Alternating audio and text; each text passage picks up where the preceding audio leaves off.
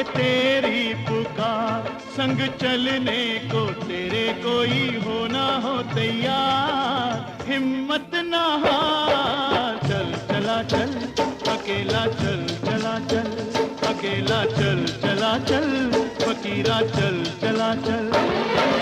ओ सुन के तेरी पुकार। Hello hello hello hello, 1 2 3 mike check. हाँ जी, क्या हाल चाल है भाई? सारे बच्चे फटाफट से वही काम कर दो जो डेली करते हो। एक तो सारे ग्रुप में फटाफट से शेयर कर दो और कमेंट कर दो, लाइक कर दो फटाफट से। जब मेरी क्लास खत्म हो ना, उस ग्रुप में आपने वीडियो शेयर की होनी चाहिए जिस ग्रुप में तुम भी और मैं भी हूं। ध्यान रखना मेरी बात को, समझ रहे हो ना तुम? और तुम्हें ही पता कि कौन कौन से ग्रुप में तुम भी और कौन कौन से ग्रुप में मैं भी हूं। तो चुप करके फटाफट से उस ग्रुप में वीडियो शेयर कर दो और लाइक का बटन दबा दो। जल्दी करो फटाफट से, जल्दी, शाबाश।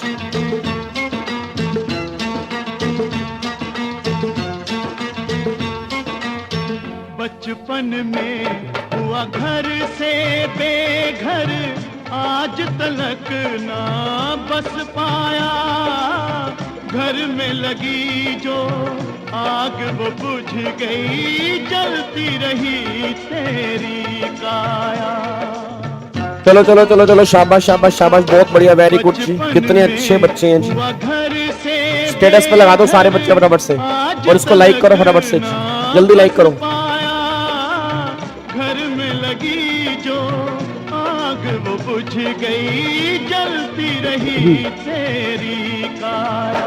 बीती बातें बिसार, ओ बीती बातें बिसार, ऐसा कोई नहीं जो ना हो हमसे बेजार। हिम्मत ना हार, चल चला चल, फकीरा चल चला चल, फकीरा चल चला चल, फकीरा चल चला चल। और सुन के मेरी पुकार, संग चलने को तेरे कोई हो ना हो तैयार। चल चला चल। Very good evening, very good evening जी, वेरी गुड इवनिंग मेरे दोस्तों, वेरी गुड इवनिंग। की हाल चाल जी? वधिया हो सारे? तंदुरुस्त हो? फैमिली वधिया? वीजियो वीजियो वीजियो, हाई फाई वीजियो वालों, हाई फाई हाई फाई जी। चलो बहुत बढ़िया जी। Very good evening Keshav, very good evening Shivam, very good evening Nandini, very good evening Piya, very good evening Shraddha, very good evening Ravi, very good evening Mohini, very good evening Shraddha, Tanvi, Ankit, Keshav, Abhay, बहुत बढ़िया जी। सरजीत तुसी सुनाओ की हालचाल? अप्पा वधिया, बस ये मेरी आईज बढ़िया नहीं है, इन्फेक्शन ज्यादा हो गया है। अब तुम प्रार्थना नहीं करते ना भगवान से, गंदे बच्चे हो गए हो तुम। आपने बोला माता रानी को कि मेरी आंखें सही कर दे? बोला आपने? पक्का बोला? तो फिर सही हो जाएंगी बस। अगर तो देखो तुमने दिल से बोला है तो 2-3 दिन के अंदर सही हो जाएंगी। अगर नहीं बोला तो फिर टाइम ज्यादा लगेगा, वो तुम्हारे ऊपर डिपेंड करता है। मैंने तो बोला था माता रानी को, मैंने कहा मैं नहीं बोलूंगा, मेरे बच्चे बोलेंगे मेरी आंख सही होने का, मैं नहीं बोलूंगा जी। अगर तुमने बोला है तो जल्दी सही हो जाएंगे जी। विधिया जल्दी कर दूंगा 1 या 2 दिन के अंदर, जैसे मुझे थोड़ा टाइम मिलेगा। ठीक है, थोड़ा सा शाम को जाके टाइम नहीं मिल पा रहा मुझे, जैसे ही मिलेगा टेंशन मत लो। आधे घंटे का लेक्चर है, आधे घंटे से ऊपर का लेक्चर नहीं है, अपलोड होगा, तुम्हें डिटेल मिल जाएगी, टेंशन ना को। ठीक है ना, टेंशन ना को, टेंशन नहीं लेनी आपने जी। ठीक है, चलो अच्छा वो सुनो ध्यान से। तो आपको मैं बता दूं, त्रिशूल बैच हमारा बंद होने वाला है। त्रिशूल बैच को हम 1 हफ्ते के लिए अभी इस पे स्टे लगाने जा रहे हैं। कल तो हमारी त्रिशूल बैच की क्लास होगी क्योंकि कल दशहरा है और कल दशहरे पे तो हमारी क्लास होगी। बट परसों से जो हमारा सुदर्शन बैच है, जो हमारा पीजीबीपी चल रहा है, तो दोनों टाइम पे सुदर्शन बैच ही चलेगा। ठीक है, तो आप ये नोट कर लो जी, आप ये नोट कर लो इसको। थोड़ा सा आपको नोट करना पड़ेगा, तो आप इसको नोट करो। क्या नोट करोगे? 13 तारीख से लेके जी, इधर नोट करो जी। 13 तारीख से लेके 21 तारीख तक आपका त्रिशूल बैच जो है उस पे लगने वाला है स्टे। 13 तारीख से 20 तारीख तक, 13 तारीख से लेके 20 तारीख तक आपके त्रिशूल बैच पे लगने वाला है स्टे। बट इसका मतलब ये नहीं है कि तुम्हारी क्लास नहीं होगी, इसका मतलब ये नहीं है कि तुम्हारी क्लास नहीं होगी। ध्यान सुनो मेरी बात को।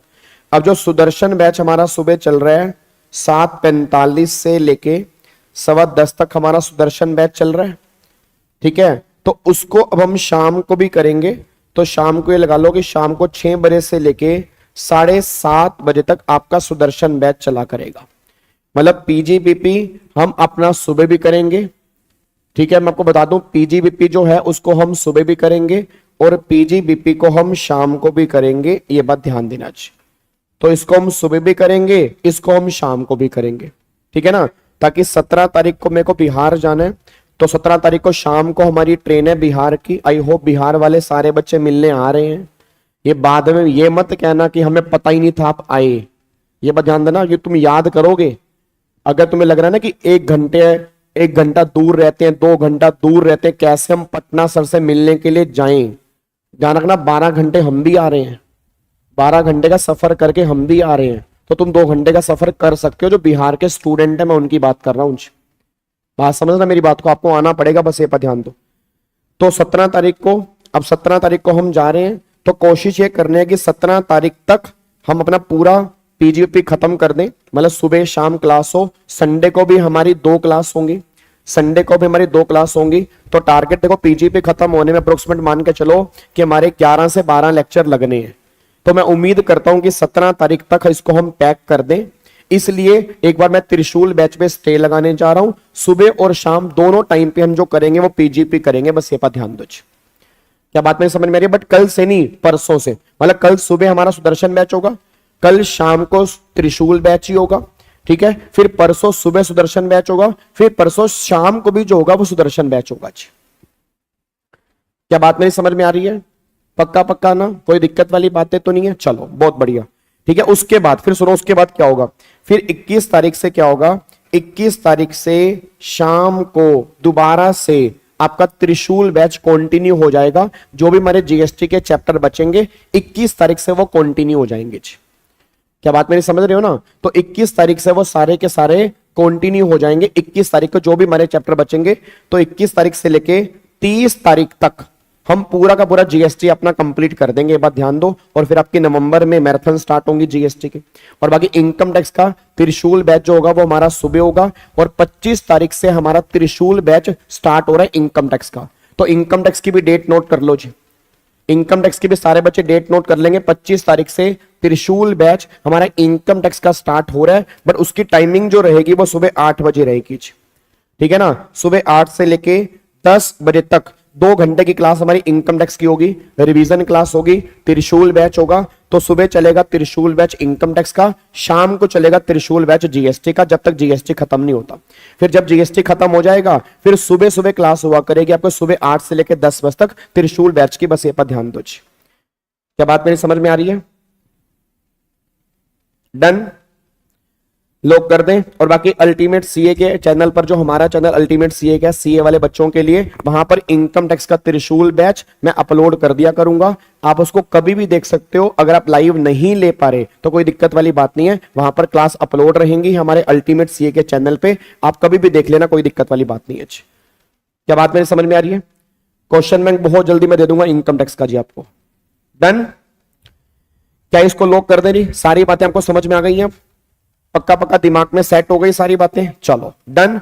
और टेंशन मत लेना, तुम्हारे एग्जाम से पहले सारी रिवीजन हो जाएगी। आपका भाई अभी है, ठीक है ना। आपके भाई अगर यहां पे हूं ना तो टेंशन मत लेना। आपके एग्जाम से पहले जीएसटी तो भी खत्म ही हो जाएगा 30 तारीख तक। इनकम टैक्स भी 25 तारीख से स्टार्ट हो रहा है, तो 25 से 2-2 घंटे की क्लास होगी। तो अगर जब 2-2 घंटे की रिवीजन क्लास होगी तो ऑटोमेटिकली इनकम टैक्स भी सही टाइम पे खत्म करेंगे।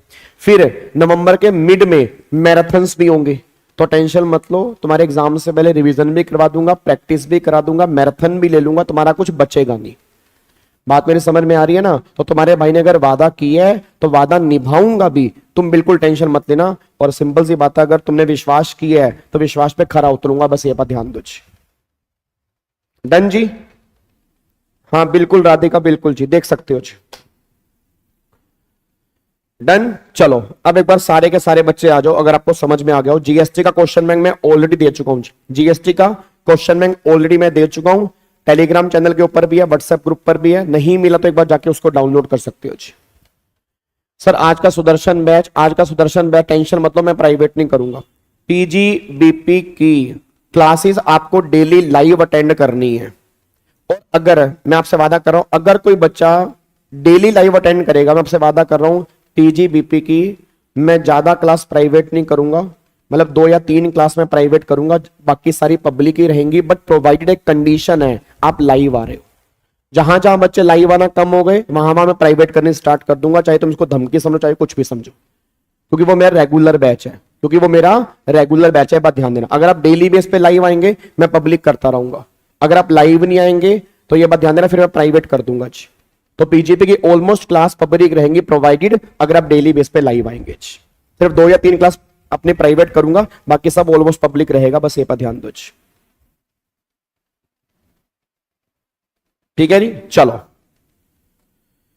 अब एक बार फटाफट से आ जाओ जी, अब अपना क्लास हम स्टार्ट करते हैं, बहुत बातें हो गई। अब एक बार सारे के सारे बच्चे यहां पे ध्यान दो, फटाफट से बताओ लास्ट क्लास में हमने क्या किया था जी। अब लास्ट क्लास में हमने अपना चैप्टर स्टार्ट किया हुआ था ये वाला जी। इधर देखो ध्यान से, अब बिल्कुल शांत हो जाओ, बिल्कुल सारे बच्चे बिल्कुल शांत हो जाओ। अब यहाँ पे इधर देखो ध्यान से जी। अब यहाँ पे एक बार सारे के सारे बच्चे शांत रखना यहाँ पे जी। लास्ट क्लास में चैप्टर हमने स्टार्ट किया था कॉम्पोजिशन लेवी वाला, हमने चैप्टर अपना स्टार्ट किया था। इसके अंदर ये सारी बातें हम कंप्लीट कर चुके थे। अब कहां कहां 150 लाख की लिमिट है, कहां कहां 75 लाख की लिमिट है, कहां कहां 50 लाख की लिमिट है, वो सारी बातें हमने कल वाली क्लास में कंप्लीट हमने कर ली थी। एक बार मेरे को दोबारा से फटाफट बोल दो कहां कहां पे कौन कौन सी लिमिट एप्लीकेबल होगी। अब अगर मैं बात करूंगा, अगर आप गुड्स के मैन्युफैक्चरर हो, अगर आप गुड्स के मैन्युफैक्चरर हो, नॉर्मल स्टेट में 150 लाख की लिमिट है, स्पेशल स्टेट में 75 लाख की लिमिट है। अगर आप गुड्स के ट्रेडर हो, नॉर्मल स्टेट में 150 लाख की लिमिट है, स्पेशल स्टेट में 75 लाख की लिमिट है। अगर आप रेस्टोरेंट सर्विस वाले हो, नॉर्मल स्टेट में 150 लाख की लिमिट है, स्पेशल स्टेट में 75 लाख की लिमिट है। फिर अगर आप गुड्स के मैन्युफैक्चरर हो, साथ में सर्विस देना चाहते हो, तो टोटल लिमिट 150 लाख की है, स्पेशल स्टेट में 75 लाख की लिमिट है। बट अगर आप अलग से कोई सर्विस देना चाहते हो इसके साथ में, तो तुम सर्विस दे सकते हो 10% ऑफ टर्नओवर और 5 लाख रुपए विच एवरेज हायर, इतने तक की तुम सर्विस साथ में दे सकते हो। अगर आप गुड्स के ट्रेडर हो, साथ में सर्विस देना चाहते हो, अलाउड है। कितनी सर्विस? 10% और 5 लाख विच एवरेज हायर। अगर आप रेस्टोरेंट सर्विस वाले हो, रेस्टोरेंट सर्विस के साथ में कोई दूसरी सर्विस देना चाहते हो, अलाउड है। कितनी? 10% और 5 लाख विच एवरेज हायर, इतनी सर्विस आप दे सकते हो। अगर आप एक्सक्लूसिवली सर्विस देना चाहते हो, अदर सर्विस देना चाहते हो, उस केस में 50 लाख रुपए की लिमिट है। सेक्शन 10(2)A एप्लीकेबल होगा, चाहे नॉर्मल स्टेट हो चाहे स्पेशल स्टेट हो, 50 लाख रुपए की लिमिट एप्लीकेबल होगी। ये सारी बातें हमने कल वाली क्लास में डिस्कस की हैं। अब ये सारी बातें डिस्कस करने के बाद ना, अब आज वाली क्लास जो हमें स्टार्ट करनी है, अब यहां से हमें स्टार्ट करनी है। बहुत ध्यान से सुनना, मैं कहना क्या चाह रहा हूं। चैप्टर मोस्ट इंपोर्टेंट है, मैं बार बार कह रहा हूं, इस चैप्टर को लाइटली मत लेना। आपके एग्जाम में कंफर्म इसमें से क्वेश्चन बनेगा, फिर तुम याद करोगे सर ने कहा था, हमने ध्यान नहीं दिया था। अब जो अगला पॉइंट आज हम स्टार्ट करने जा रहे हैं ना, अब अगला पॉइंट क्या है वो सुनो ध्यान से। अगला पॉइंट क्या है? अब गवर्नमेंट ये बात कहना चाहती है कि अगर तुम्हारी पिछले साल की टर्नओवर अगर 150 लाख रुपए तक है, अगर तुम्हारी पिछले साल की टर्नओवर 150 लाख रुपए तक है, तो करंट ईयर में 150 लाख तक तुम्हें जीएसटी पे नहीं करना। या अगर मैं स्पेशल कैटेगरी स्टेट की बात करूंगा, तो स्पेशल कैटेगरी स्टेट में अगर मेरी पिछले साल की टर्नओवर 75 लाख तक है, तो करंट ईयर में 75 लाख तक मेरे को जीएसटी पे नहीं करना। या अगर मैं एक्सक्लूसिव सर्विस देने की बात करूंगा सेक्शन 10(2)A में, तो पिछले साल की टर्नओवर अगर मेरी 50 लाख तक है, तो करंट ईयर में 50 लाख तक मेरे को जीएसटी पे नहीं करना।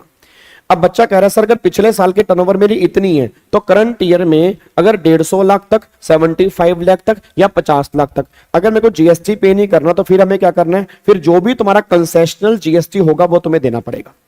कंसेशनल जीएसटी का मतलब क्या है? 1%, 5%, 6%, जो भी तुम्हारा कंसेशनल जीएसटी है वो तुम्हें देना पड़ेगा, बस ये पर ध्यान दो। उसके बाद तुम आईटीसी क्लेम नहीं कर सकते, क्योंकि अगर तुमने कंसेशनल स्कीम ली है तुम आईटीसी क्लेम नहीं कर पाओगे, और जो भी कंसेशनल जीएसटी का बर्डन है वो तुम कस्टमर पे शिफ्ट नहीं कर पाओगे, उसका बर्डन जो होगा वो तुम्हारी जेब पर ही आएगा।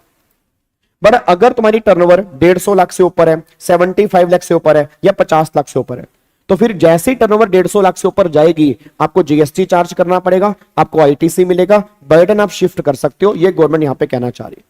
तो क्रक्स क्या निकल के आ रहा है, क्रक्स क्या निकल के आ रहा है कि मेरा करंट ईयर में स्कीम लेना या ना लेना ये डिपेंड करता है मेरी पिछले साल में टर्नओवर क्या थी। पिछले साल में टर्नओवर 150 लाख तक है तो करंट ईयर में 150 लाख तक मेरे को स्कीम मिलेगी, उसके ऊपर स्कीम नहीं मिलेगी।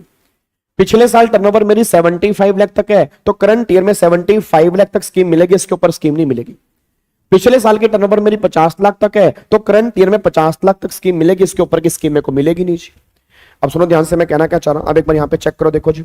अब स्पेशल कैटेगरी स्टेट कौन कौन सी होती हैं, वो स्पेशल कैटेगरी स्टेट आपको मैंने बता दी है। ये 8 स्टेट है, इन 8 स्टेट के नाम याद करने हैं। इन 8 स्टेट में जो लिमिट एप्लीकेबल होगी वो 75 लाख की लिमिट एप्लीकेबल होगी, बाकी सब केस में 150 लाख की लिमिट है, बस ये पर ध्यान दो।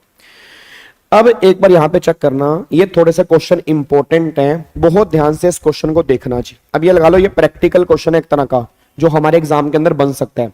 किस तरह से क्वेश्चन बनेगा, एक बार क्वेश्चन चेक करो। हेलो भाई साहब, ओ हेलो दशहरे, इधर कोई बात नहीं, दशहरा बाद में बना लियो, ठीक है ना। बच्चा कह रहा दशहरा है सर बाहर, सर इतना सर रौनकें लगी हुई हैं, हम यहाँ पे पढ़ रहे हैं, तो कोई बात नहीं।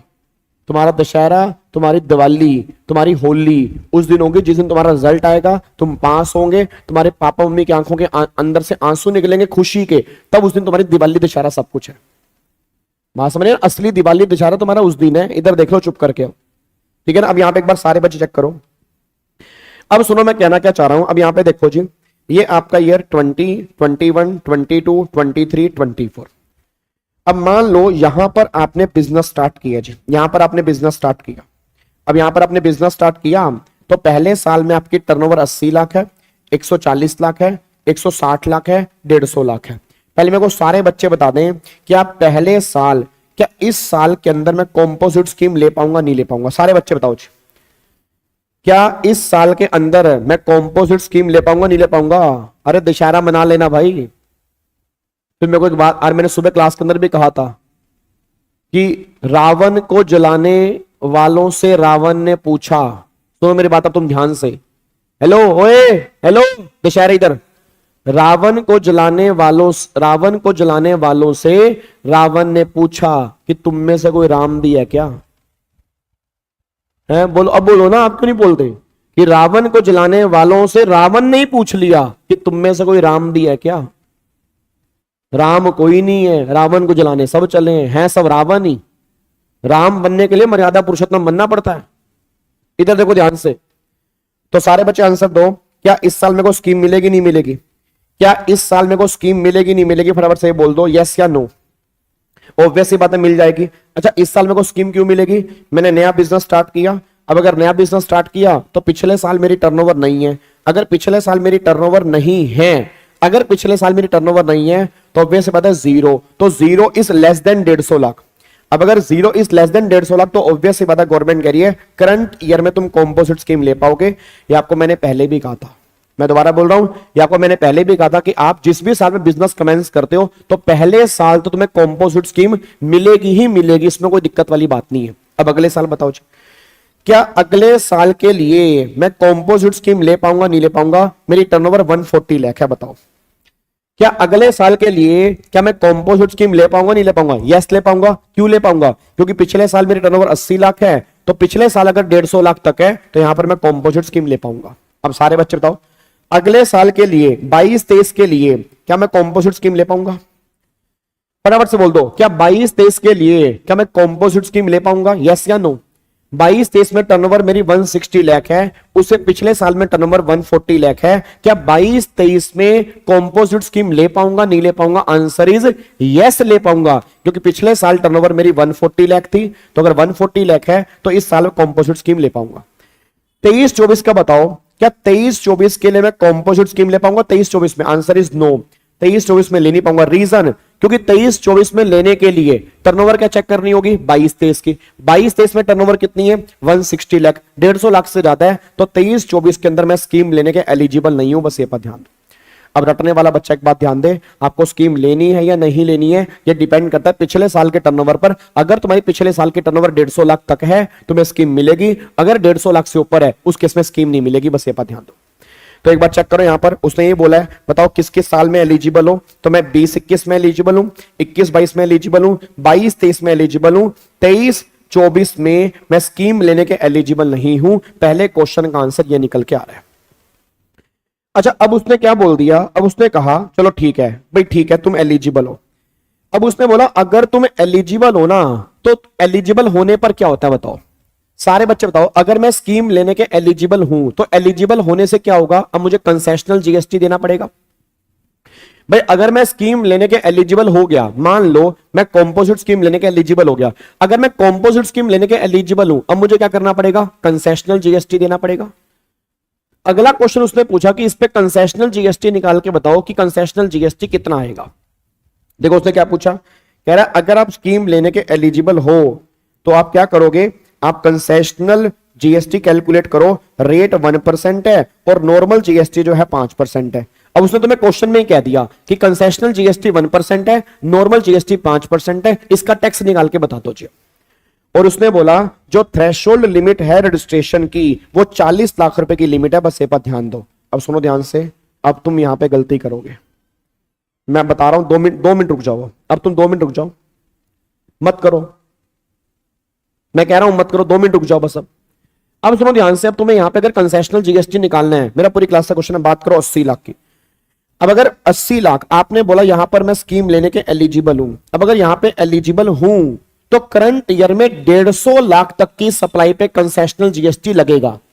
तो सारे बच्चे बोल दो मेरी टर्नओवर यहां पे 80 लाख रुपए की है, बताओ मैं क्या करूं जी। सारे बच्चे बोल दो मेरी टर्नओवर यहां पे 80 लाख रुपए की है, बताओ मैं क्या करूं। जिन बच्चों ने लाइक नहीं किया बेटा लाइक कर दिया करो, हाथ तुम्हारे दर्द नहीं होते, दबा दिया करो लाइक का बटन, नालायक हो, जल्दी बताओ। अब बताओ मैं क्या करूं, अगर मेरी टर्नओवर 80 लाख रुपए की है, सारे बच्चे बोल दो मैं क्या करूं, फटाफट से बोलो मैं क्या करूं जी, जल्दी बोलो मैं क्या करूं। अगर मेरी टर्नओवर 80 लाख रुपए की है बता दो मैं क्या करूं, फटाफट से बोल दो क्या करूं जी। 80 लाख पे जीएसटी पे करूं, कंसेशनल जीएसटी पे करूं, क्या करूं, 80 लाख पे जीएसटी पे करूं, कंसेशनल जीएसटी पे करूं, क्या करूं, फटाफट से बताओ जी। हाँ अब देखो जो रेगुलर बैच वाले बच्चे हैं ना, तो वो तो सही आंसर दे रहे हैं, कई बच्चे गलत आंसर दे रहे हैं। बच्चा कह रहा है साहब 80 लाख रुपए के ऊपर 1% कंसेशनल टैक्स पे कर दो, आंसर इज नो। याद करो मैंने कहा था कि जब भी आप नया बिजनेस स्टार्ट करते हो तो नए बिजनेस में गवर्नमेंट कहती है आपको थ्रेशोल्ड लिमिट मिलती है रजिस्ट्रेशन करवाने की। तो जितनी भी आपकी थ्रेशोल्ड लिमिट होगी रजिस्ट्रेशन कराने की, पहले उसको टोटल वैल्यू में से माइनस करोगे, फिर बैलेंस वैल्यू जो निकल कर आएगी उस पे तुम जीएसटी पे करोगे कंसेशनल वाला, बस ये पर ध्यान दो। यार एक बात मेरे को बताओ, अगर मान लो मैं कंसेशनल स्कीम नहीं लेता, अगर मैं नॉर्मल स्कीम लेता, तो क्या नॉर्मल स्कीम वाले केस में 40 लाख रुपए की मेरे को लिमिट मिलती, यस मिलती, तो मैं नॉर्मल जीएसटी कब पे करता, 40 लाख के बाद। अब अगर इस बंदे ने कंसेशनल स्कीम ली है, तुम कंसेशनल जीएसटी पूरे 80 लाख पे लगा दोगे तो उसके ऊपर हार्डशिप नहीं हो जाएगी, मतलब ये बोलेगा इससे बढ़िया मैं नॉर्मल स्कीम ही ले लेता, क्योंकि अगर मैं नॉर्मल स्कीम लेता तो वहां 40 लाख की लिमिट है, कंसेशनल स्कीम वाले केस में 40 लाख की लिमिट नहीं है। कितनी गलत बात है। तो फाइनली गवर्नमेंट ने कहा सुन भाई, अगर तूने कोई नया बिजनेस स्टार्ट किया है तो जो तेरी थ्रेशोल्ड लिमिट है पहले उस थ्रेशोल्ड लिमिट को माइनस कर दे, फिर बैलेंस लिमिट जो होगी उस पर तो कंसेशनल जीएसटी पे कर दी हो। अब यहां पे चेक करो तो 80 लाख के देखो मैंने टुकड़े किए हैं, 80 लाख में 40 लाख पहले अलग कर दिया, 40 लाख पे कोई टैक्स नहीं है, फिर बैलेंस 40 लाख का 1% हो गया, ये आपका 40,000 रुपए का कंसेशनल जीएसटी आ गया।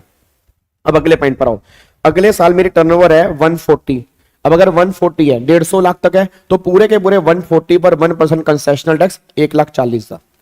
फिर उससे अगले साल मेरी टर्नओवर कितनी है 160 है, अब 160 के दो टुकड़े होंगे, 150 लाख अलग कर दो, 10 लाख अलग कर दो, 150 लाख पे कंसेशनल जीएसटी 1.5 लाख और 10 लाख पे नॉर्मल जीएसटी 5% 50,000 रुपए।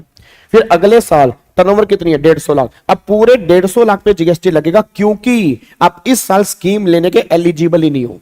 क्यों एलिजिबल नहीं हो, पिछले साल 160 लाख है, आप एलिजिबल नहीं हो, जब एलिजिबल ही नहीं हो तो पूरी की पूरी टर्नओवर पर आप जीएसटी पे करोगे तो ये वैल्यू आपकी निकल के आएगी। आई होप आपको मेरी बात समझ में आती है। क्या बात मेरी समझ में आ रही है? क्या यहां तक कोई दिक्कत तो नहीं है? इसको लोग कर सकते हैं पक्का पक्का, बिल्कुल बेसिक बेसिक बातें हैं, ध्यान रखना आपके एग्जाम में इसमें से क्वेश्चन बनेगा। जो बच्चे नहीं समझ रहे बाद में दिक्कत करेंगे वो बच्चे ध्यान रखना चाहिए। लोग कर दूं पक्का पक्का। चलो अब अगले पॉइंट पर आओ, अगला पॉइंट देखो वो क्या कह रहा है, कह रहा है is he eligible for composite scheme in financial year 23-24 if aggregate turnover in 22-23 was 120 lakh. बताओ जी, अब मेरे को सारे बच्चे बोल दो हेलो, ओए ओ ढोकले, हेलो नलायक, हेलो ओए भिंडी इधर। वो कह रहा अगर तुम्हारी 22-23 में टर्नओवर जो अभी मेरी 160 लाख है, कह रहा अगर ये 160 लाख 120 लाख होती तो क्या तुम 23-24 में स्कीम लेने के एलिजिबल हो जाते?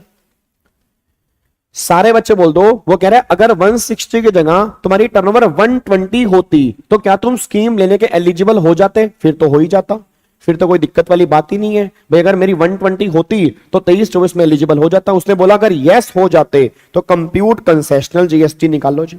अब कंसेशनल जीएसटी क्या निकालेंगे बताओ? अगर 120 है तो पूरे के पूरे 150 लाख पे क्या लग जाएगा? 1%, तो 1.5 लाख रुपए का कंसेशनल जीएसटी आ जाएगा। कोई दिक्कत वाली बात ही नहीं है जी भाई। अगर मेरी पिछले साल की टर्नओवर 120 हो जाती तो 120 है एलिजिबल हूं, तो 150 लाख की मेरी टर्नओवर है तो 150 लाख का 1% कंसेशनल जीएसटी निकल के आता, बात ही खत्म हो जाती जी। अगले क्वेश्चन पे आओ जी। अगला क्वेश्चन क्या कह रहा है? कह रहा है refer the detail of question 3। कह रहा है क्वेश्चन 3 फॉलो करना, ठीक है। And find out whether he can provide service in financial year 23-24, if yes then find out the amount of service. ऑफ भाई साहब, ओए होए होए होए होए होए होए होए होए, ओ की कहंदा पिया? ओ सुन लो, ओ की कहंदा पिया महाराज? हेलो अंकल जी, क्या हाल चाल? बढ़िया, आज भी आप आ गए? अरे यार क्या बात कर रहे हो अंकल जी, यार मजा आ गया। अंकल चलो अब आप ही बता दो, एक बात बताओ। कह रहा है कि अब वो 23-24 में सर्विस दे पाएगा? अब सोच के बोलना, पिछले साल टर्नओवर कितनी है? 120 है। अब अगर 120 है, वो करंट ईयर में सर्विस देना चाह रहा है, क्या वो दे पाएगा? यस दे पाएगा। कितनी दे पाएगा जी? 120 लाख का 10% तो 12 लाख रुपए और 5 लाख रुपए हायर क्या बनेगा? 12 लाख रुपए हायर बनेगा, तो 12 लाख रुपए तक की वो सर्विस करंट ईयर में दे सकता है। बस ये पर ध्यान दो जी। इट मींस अगर उसको 23-24 में सर्विस देनी है, अगर 23-24 में सर्विस देनी है तो पिछले साल की टर्नओवर कितनी है? 120 लाख, उसका 12 लाख और 5 लाख हायर क्या बनेगा? 12 लाख, तो करंट ईयर में 12 लाख रुपए तक की वो सर्विस दे पाएगा। तो बिल्कुल दे सकता है। एल लो 12 लाख रुपए से। बताओ जी क्या दिक्कत है यार? अब जो बच्चे कह रहे थे कि वो सर्विस वाला पॉइंट समझ में नहीं आ रहा, आई थिंक आपको समझ में आ गया होगा जी।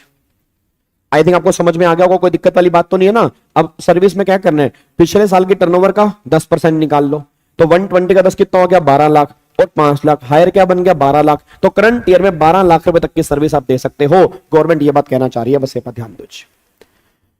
क्या बात मेरी समझ में आ रही है? सर 140 वाला पॉइंट नहीं समझ आया। 140 वाला पॉइंट कौन सा भाई? कौन सा है 140 वाला पॉइंट?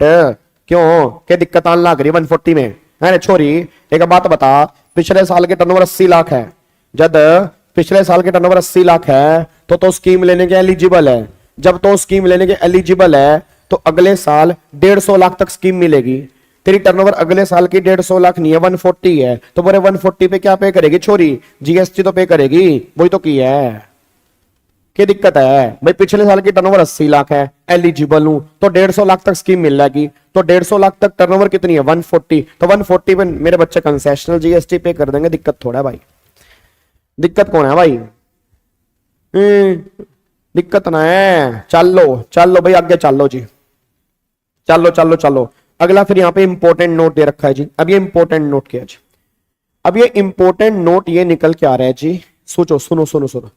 सर मैराथन भी इसी नोट से होगी? हाँ जी, मैराथन भी इसी नोट से होगी जी, मैराथन भी इसी नोट से होगी। चलो आजो मेरे दोस्तों आजो। अब अगला क्या है? अगला इंपॉर्टेंट नोट में गवर्नमेंट ये कहने लग रही है कि अगर कोई बंदा कंसेशनल स्कीम में कवर है और अगर वो रिवर्स चार्ज वाली सप्लाई लेता है तो उसको जीएसटी देना पड़ेगा, चाहे उसने कंसेशनल स्कीम ही क्यों ना ले रखी हो। मैं तुम्हें एग्जांपल के थ्रू समझाता हूं। सारे बच्चे यहां पे ध्यान दो, इधर देखो ध्यान से, इधर दो। जैसे मान लो ये मिस्टर एक्स है, ये मिस्टर वीजी है और ये मिस्टर वाई है। फिर ये मिस्टर एक्स है, ये मिस्टर वीजी है और ये मिस्टर वाई है। और मान लो मिस्टर वीजी ने ना नॉर्मल स्कीम ली है, मान लो मैंने नॉर्मल स्कीम ली है। अब सारे बच्चे ध्यान देना, मैंने नॉर्मल स्कीम ली है। अगर मैंने नॉर्मल स्कीम ली है, एक्स ने वाई को सामान बेचा, ये फॉरवर्ड चार्ज में कवर है। अब अगर एक्स ने वाई को सामान बेचा, फॉरवर्ड चार्ज में कवर है, इस पे जीएसटी कौन पे करेगा? ऑब्वियस सी बात है एक्स पे करेगा।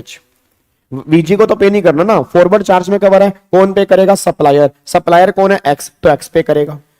बट अगर यही एक्स ने वीजी को सामान बेचा और वो रिवर्स चार्ज में कवर है, अब अगर वो रिवर्स चार्ज में कवर है तो जीएसटी कौन पे करेगा? एक्स पे करेगा, वीजी पे करेगा। ऑब्वियस बात है वीजी पे करेगा। और वीजी ने कहा मुझे कोई दिक्कत नहीं है, मैं पे कर दूंगा क्योंकि मैंने नॉर्मल स्कीम ली है, तो कोई दिक्कत वाली बात नहीं है, मैं जीएसटी पे कर दूंगा, मैंने नॉर्मल स्कीम ली हुई है। पर सबसे बड़ी प्रॉब्लम है, अगर मान लो वीजी ने, अगर मान लो यहां पे कॉम्पोजिट स्कीम ली हो, मान लो वीजी ने क्या किया, कॉम्पोजिट स्कीम ली हुई है जी। अब अगर वीजी ने कॉम्पोजिट स्कीम ली हुई है, उस केस में क्या होगा? एक्स ने वीजी को सामान बेचा फॉरवर्ड चार्ज में, तो फॉरवर्ड चार्ज में तो एक्स ही जीएसटी पे करेगा, इसमें कोई दिक्कत वाली बात नहीं। बट अगर एक्स ने वाई को सामान बेचा और वो रिवर्स चार्ज में कवर है, अब अगर वो रिवर्स चार्ज में कवर है तो जीएसटी कौन पे करेगा? एक्स पे करेगा या वीजी पे करेगा? ऑब्वियस सी बात है वीजी पे करेगा। अब वीजी ये कह रहा है मैंने कॉम्पोजिट स्कीम ली है, मैंने सेक्शन नंबर 10 वाली स्कीम ली है, तो मैं जीएसटी पे करने के लायबल ही नहीं हूं। दोबारा सुनना वीजी क्या कह रहा है? कह रहा है मैंने सेक्शन 10 वाली स्कीम ली है तो मैं तो जीएसटी पे करने के लायबल ही नहीं हूं, ये मैं जीएसटी पे नहीं करूंगा। सोच के बोलना वीजी सही कह रहा है गलत कह रहा है? गलत कह रहा है। याद करो सर, जो रेगुलर बैच वाले बच्चों को मैंने क्लास में बताया भी था कि जो सेक्शन 10 वाली स्कीम होती है वो आउटवर्ड सप्लाई पर मिलती है, वो इनवर्ड सप्लाई पर नहीं मिलती। भाई सेक्शन 10 वाली जो भी स्कीम है वो आउटवर्ड सप्लाई पर मिलती है, इनवर्ड सप्लाई पर नहीं मिलती। इसका मतलब क्या है कि अगर इनवर्ड सप्लाई पर जीएसटी मेरे को पे करना है तो मेरे को जीएसटी देना पड़ेगा, चाहे मैंने कॉम्पोजिट स्कीम ली क्यों ना ली हो, बस ये पर ध्यान दो। और ये बात हमने सेक्शन 10 के अंदर, बेयर लॉ के अंदर भी पढ़ी थी कि सेक्शन 10 पूरे जीएसटी को ओवररूल कर देगा, बट सेक्शन नंबर 9(3) और सेक्शन नंबर 9(4) को वो ओवररूल नहीं कर पाएगा। और 9(3) 9(4) दोनों रिवर्स चार्ज किए हैं। मतलब अगर तुम्हारे केस में रिवर्स चार्ज लग रहा है, चाहे तुमने कंसेशनल स्कीम ली है, तुम्हें गवर्नमेंट को जीएसटी देने जाना पड़ेगा, बस बात खत्म। तो यहां पे गवर्नमेंट वही बात कहना चाह रही है, अगर कोई बंदा कंसेशनल स्कीम लेके बैठा है और उसकी इनवर्ड सप्लाई अगर रिवर्स चार्ज में कवर है, उसको जीएसटी देना पड़ेगा, चाहे उसने कंसेशनल स्कीम ले रखी हो। बस ये पर ध्यान दो। क्या बात मेरी समझ में आ रही है? वही गवर्नमेंट यहां पे कहना चाह रही है, दैट इज इंपॉर्टेंट पॉइंट। अब अगले पॉइंट पर आओ जी। अब ये है भाई साहब जिसके लिए आज की क्लास सबसे इंपॉर्टेंट है। अब एक बात मेरे को सारे बच्चे बताओ, सर वीजी तो कंपोजिट स्कीम में भी लायबल है कंसेशनल रेट पे गवर्नमेंट को, मतलब वीजी तो कंपोजिट स्कीम में भी लायबल है कंसेशनल रेट पे गवर्नमेंट को। क्या कहना चाह रहे हो? कहना क्या चाहते हो? कहना क्या चाहते हो? हाँ जी, डन। यहां तो कोई दिक्कत तो नहीं है? लोग कर दें भाई। क्वेश्चन नंबर 3 एक बार दोबारा से देख लेना यार, अब इतना टाइम नहीं है। तुम तो भाई साहब कहते होगे कि यार 1-2-3 लेक्चर इसके ऊपर और लगा दो। तुम्हें जीएसटी खत्म करना नहीं करना? मैंने तुम्हें कितने लेक्चर में कहा था जीएसटी खत्म करना है? 30 लेक्चर में कहा था। और 28वां लेक्चर हमारा हो गया, समझो। और क्लास होनी थी 1 घंटे की, डेली 1 घंटे 5-10 मिनट की क्लास होती है। काउंटिंग करूंगा 29 लेक्चर हो चुके हैं। तुम तो कहते हो कि भाई साहब गाबा सर 50-60 लेक्चर जीएसटी में लगा दो। लगाते रहो, हमारा क्या, हम तो बैठ ही जाएंगे। नालायक, इधर सुनो ध्यान से। खत्म करना है, जीएसटी नहीं करना। ये जी तुम्हें ज्यादा जीएसटी में मजा आने लग गया है। ओ इधर सुनो ध्यान से।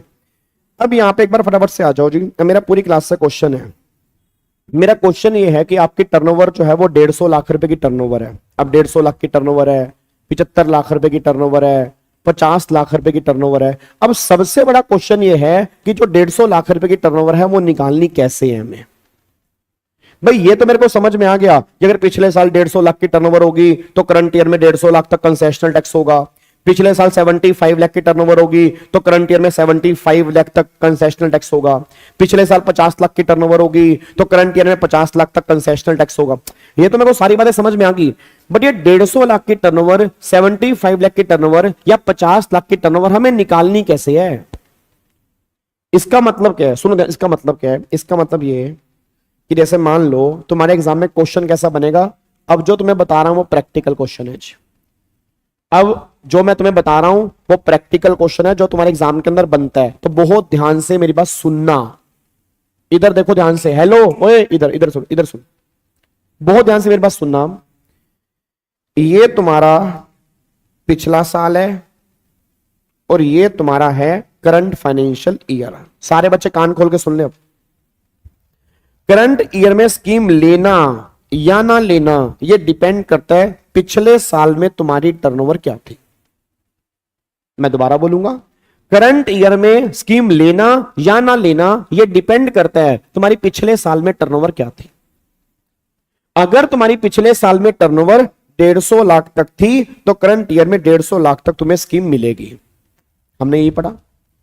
अगर तुम्हारी पिछले साल 75 लाख तक थी तो करंट ईयर में 75 लाख तक तुम्हें स्कीम मिलेगी स्पेशल कैटेगरी स्टेट में। और अगर तुम्हारी पिछले साल में 50 लाख तक टर्नओवर थी तो करंट ईयर में तुम्हें 50 लाख तक स्कीम मिलेगी, नहीं तो तुम्हें स्कीम नहीं मिलेगी। मेरा क्वेश्चन ये निकल के आ रहा है कि अगर तुम्हारी पिछले साल में टर्नओवर 150 लाख तक है तो करंट ईयर में तुम्हें स्कीम मिलेगी, बट 150 लाख की टर्नओवर में क्या क्या लेना है और क्या क्या नहीं लेना है, यह सबसे मेन क्वेश्चन है। सर मतलब समझा नहीं। मतलब ये उसने बोला कि तुम्हारी पिछले साल की टर्नओवर जो थी ना वो 180 लाख थी। एग्जामिनर ने बोला कि तुम्हारी पिछले साल में टर्नओवर जो है वो 180 लाख थी जी।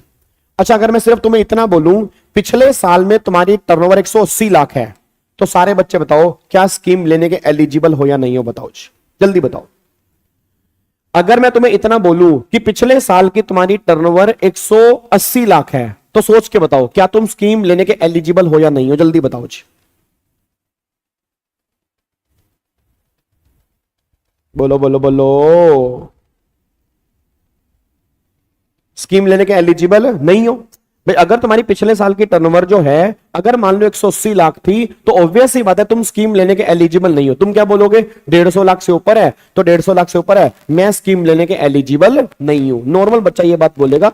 अगर किसी को बस इतना बोल दिया जाए कि टर्नओवर 180 लाख रुपए है तो हर बच्चा बोलेगा नहीं नहीं तुम स्कीम लेने के एलिजिबल नहीं हो क्योंकि तुम्हारी टर्नओवर जो है वो 50 लाख से ज्यादा है। अब गवर्नमेंट कह रही सुन कि जो ये टर्नओवर 180 लाख की हमने बताई है ना, पिछले साल तेरी 180 लाख थी, उसका ब्रेकअप ऐसे है। 180 लाख की जो टर्नओवर है उसका ब्रेकअप जो है ब्रेकअप ऐसे है। मैं कह रही क्या ब्रेकअप है? गवर्नमेंट ने कहा ब्रेकअप ये है जैसे इसमें इंट्रा स्टेट सप्लाई इतने लाख की है, इंटर स्टेट सप्लाई इतने लाख की है, फिर एक्सपोर्ट इतने का है, फिर नील रेटेड सप्लाई इतनी है, एग्जम्प्टेड सप्लाई तेरी इतनी है, नॉन टैक्सेबल सप्लाई तेरी इतनी है। ठीक है, तो ये सारी उसने सप्लाई दे दी। उसने कहा ये तेरा ब्रेकअप है 180 लाख का। अब अगर मैं ये देखूं कि 180 लाख तो फिर तो नॉट एलिजिबल है, फिर तो वो एलिजिबल ही नहीं है। बट अगर मैं ब्रेकअप देख रहा हूं तो ब्रेकअप में कुछ टर्नओवर ऐसी है, कुछ सप्लाई ऐसी है जो 150 लाख की लिमिट में आती नहीं है। बोलो मेरे बच्चों, हेलो भाई साहब, ओए इधर। अगर मैं ब्रेकअप देखूं तो कुछ टर्नओवर ऐसी है जो 150 लाख की लिमिट में आती नहीं है। तो मुद्दा क्या है, अगर मैं 180 लाख देख रहा हूं तो नॉट एलिजिबल है। अगर मैं ये देख रहा हूं 180 लाख में वो भी है जो 150 लाख की लिमिट में आती नहीं है तो फिर मेरे को चेक करना पड़ेगा। तो वही तो सबसे मेन क्वेश्चन है कि 150 लाख की लिमिट में आ रही है या नहीं आ रही है, तो हमें लेना क्या और क्या नहीं लेना है। क्या बात मेरी समझ में आ रही है? इसलिए सबसे इंपॉर्टेंट यह बन जाता है कि 150 लाख की लिमिट में हमें क्या लेना पड़ेगा और क्या नहीं लेना पड़ेगा, यह सबसे इंपॉर्टेंट बन जाता है। बस ये पर ध्यान दो। क्या बात मेरी समझ में आ रही है? अब गवर्नमेंट करे सुनो, हम तुम्हें बताने जा रहे हैं। अब सारे बच्चे इधर कान खोल के सुन लो मेरी बात को।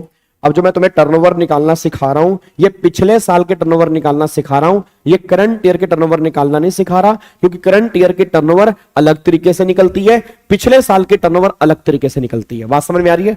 अभी सारे बच्चे बताओ, जितने बच्चे इस टाइम लाइव चैट के अंदर बैठे हैं, अभी हम क्या सीख रहे हैं बताओ। अभी हम क्या सीख रहे हैं सारे बच्चे बताओ जी, अभी हम क्या सीखने जा रहे हैं बताओ। जितने बच्चे इस टाइम लाइव बैठे हैं, कमान यार, कमान कमान कमान कमान कमान। अभी जो हम इतने बच्चे भी लाइव बैठे हैं, अभी हम क्या सीखने जा रहे हैं? टर्नओवर निकालना करंट ईयर की, पिछले साल की, पिछले साल की टर्नओवर हमें क्या बताती है कि हम स्कीम लेने के एलिजिबल हैं या नहीं हैं। इसलिए पिछले साल के टर्नओवर निकालना बहुत जरूरी है और वही हम सीखने जा रहे हैं कि पिछले साल के टर्नओवर निकालते हुए हमें क्या क्या लेना और क्या क्या नहीं लेना है। अब यहां पे एक बार सारे बच्चे आ जाओ जी। अब देखो यहां पे, ये देखो जी, बहुत ध्यान से अब देखना क्या हेडिंग डाली हुई मैंने, क्या हेडिंग डाली है। देखो यहां पे क्या लिखा है, how to compute aggregate turnover in preceding financial year for the eligibility of composite scheme. मतलब किस तरह से हम पिछले साल के टर्नओवर निकालते हैं, किस लिए कि मैं इस स्कीम लेने के एलिजिबल हूं या नहीं हूं। इसलिए पिछले साल के टर्नओवर निकालना जरूरी है और वही निकालना सिखा रहे हैं। मैं कहा बता भाई। अब इसने बोला ध्यान से, कंसीडर ओनली आउटवर्ड सप्लाई। भाई साहब ये बात तो अपने दिमाग में सेट कर लो, ये चीज तो अपने दिमाग में सेट कर लो, कंसीडर ओनली आउटवर्ड सप्लाई। सारे बच्चे, जितने बच्चे भी लाइव बैठे हैं, अप्रोक्सीमेट इस टाइम 400 से ऊपर बच्चा लाइव बैठा है, और इसको बाद में रिकॉर्डेड भी काफी सारे बच्चे देखते हैं, ठीक है ना, वो मुझे सारा पता है। आपसे मेरा एक रिक्वेस्ट है, सारे बच्चे बोल दो कान खोल के, एक बार नहीं 3 बार आपने बोलना है। बताओ, अगर मेरे को टर्नओवर निकालनी है, टर्नओवर के लिए आउटवर्ड सप्लाई लूंगा या इनवर्ड सप्लाई लूंगा? पहले तो मेरे को ये बता दो जी, सारे बच्चे बोलो, आउटवर्ड सप्लाई लूंगा या इनवर्ड सप्लाई लूंगा? 3 बार बोलना, 3 बार, 3 बार क्या बोलोगे? Only outward supply. फिर दोबारा बोलो, ओनली आउटवर्ड सप्लाई। फिर बोलो, ओनली आउटवर्ड सप्लाई। फिर बोलो, ओनली आउटवर्ड सप्लाई। फिर बोलो, ओनली आउटवर्ड सप्लाई। फिर बोलो, ओनली आउटवर्ड सप्लाई। ये दिमाग में लेके चलना है बस भाई। सबसे पहली बात तो ये दिमाग दो, अगर तुम्हें क्वेश्चन में कहीं पर भी, हेलो ओए ओए, अगर तुम्हें क्वेश्चन में कहीं पर भी, अगर तुम्हें क्वेश्चन में कहीं पर भी इनवर्ड सप्लाई दी है, तो इनवर्ड सप्लाई हमें लेनी नहीं है, हमें सिर्फ और सिर्फ हमेशा आउटवर्ड सप्लाई लेनी है, इनवर्ड सप्लाई हमें नहीं लेनी है। बस ये पर ध्यान दो, ऑलवेज हमें आउटवर्ड सप्लाई की बात करनी है, इनवर्ड सप्लाई हमें नहीं लेनी है। पहली बात तो समझ लो, अगर तुम्हें क्वेश्चन में कहीं पर भी इनवर्ड सप्लाई दी है तो वो तुम्हें कंसीडर ही नहीं करनी, क्योंकि इनवर्ड सप्लाई हमारी परचेज होती है, हमारी सेल नहीं होती। और गवर्नमेंट सेल निकालने की बात कर रही है, टर्नओवर निकालने की बात कर रही है, परचेज निकालने की बात नहीं कर रही। तो पहली बात क्या लेना है? Only outward supply. चलो आ जाओ जी। अब अगर ओनली आउटवर्ड सप्लाई लेनी है तो आउटवर्ड में कौन कौन सी लेनी है? देखो जी, अब आउटवर्ड में कौन कौन सी लेनी है, इंक्लूड्स। देखो जी क्या क्या लेना है, पहले सारे बच्चे चेक करो क्या क्या लेना है। पहली बात, inter state supply taxable under forward charge लेनी है। अगर तुम्हारी इंटर स्टेट सप्लाई है फॉरवर्ड चार्ज में लेनी है। Inter state supply reverse charge लेनी है। आउटवर्ड सप्लाई फॉरवर्ड चार्ज वाली और रिवर्स चार्ज वाली लेनी है। Intra state supply taxable under forward charge लेनी है। Intra state supply taxable under reverse charge लेनी है। Inter state supply nil rated, exempted, non taxable सब लेनी है, चाहे नील रेटेड हो, चाहे एग्जम्प्टेड हो, चाहे नॉन टैक्सेबल हो। Intra state supply nil rated, exempted, non taxable, intra हो या इंटर हो, नील रेटेड हो, एग्जम्प्टेड हो, नॉन टैक्सेबल हो, सब लेनी है। एक्सपोर्ट, एक्सपोर्ट मतलब सप्लाई टू SEZ, या अगर इंडिया से बाहर की है जीरो रेटेड सप्लाई, उसको भी तुम्हें लेना है। एनी अदर आउटवर्ड सप्लाई, कोई और तुम्हारी आउटवर्ड सप्लाई है, उसको भी तुम्हें लेना है। बच्चा कहते देख गाबे, हेलो ओए गाबे, सुन गाबे देख,